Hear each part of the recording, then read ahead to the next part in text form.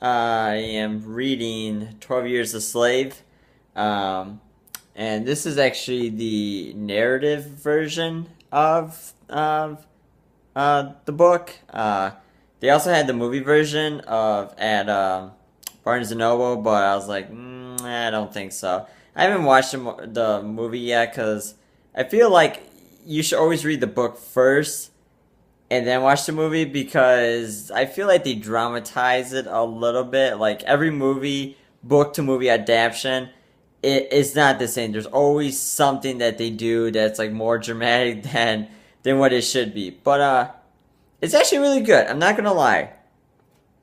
I mean, he they write he this is his narrative, so the language in there is like when he says like stuff like they remove to Louisiana, it means that they moved. Like they removed themselves from the current place and they're moving, traveling, stuff like that. So like it's a little like it gets a little used to like reading it, like why you're removing yourself. And then you realize after a while just like, oh okay, that this is what's happening. Um and then no, he wants to jump on my lap.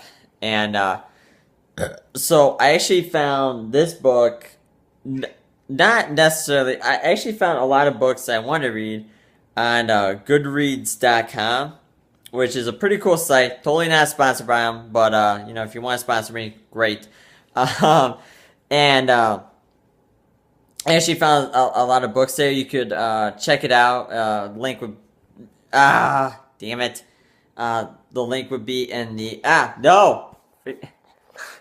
The link would be in the description below. So if you want to go check it out, it's Goodreads.com.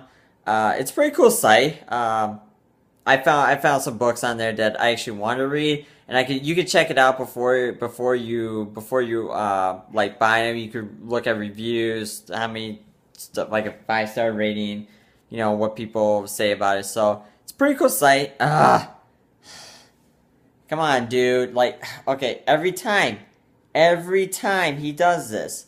All right, you gotta lay down now. Lay down. There you go. So, anywho, my God, come on, dude, come on. Okay, thank you for like the fourth time. So yeah, I'm just rambling on at this point, but definitely check out the narrative version of it. And not the movie version. I'm always against movie books. I really am. I don't like them. So I'm currently reading this, and then I'll probably start out looking for Alaska. This is only like 218 pages, so I should get through it by the end of the week, like no problem.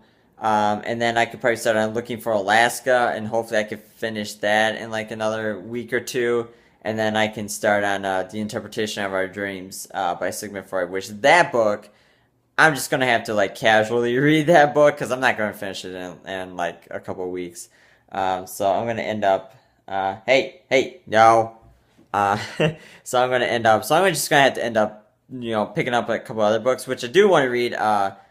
The Rise and Fall of the Third Reich, A History of Nazi Germany. I want to read that, and then I want to read Nightjon by Gary Paulson.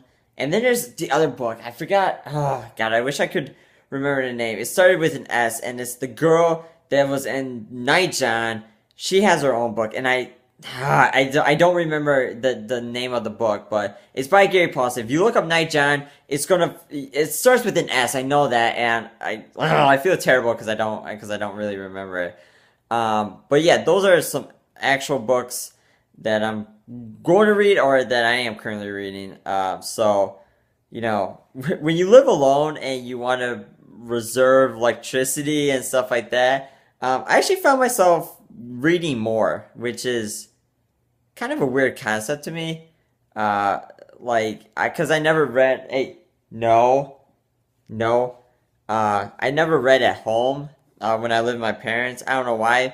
Maybe because I just haven't really find anything that I was interesting. Then I started reading The Fault in Our Stars, and I couldn't stop reading that book. I couldn't put that book down. That's really good. So I was like, okay, you know what? Let's look up some books that enjoy. So, but rule of thumb, you just have to find books that are interesting to you. Me, I like to keep them. Oops, I like to keep them kind of short, so I could just so it's like a casual read. So I could just like if anything like above like for no anything above like 400 pages is it's a little iffy for me because it's not that it's gonna take me longer, but I may lose interest. So I kind of like I do like shorter books, just because kind of gets to the point and stuff like that. Not saying that this book is like gets to the point because this is his narrative. This is only 12 years of his life, so again, it's going to be a short book. But like the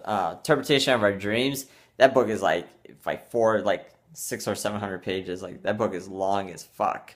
So that's gonna take me all winter probably to read. But yeah.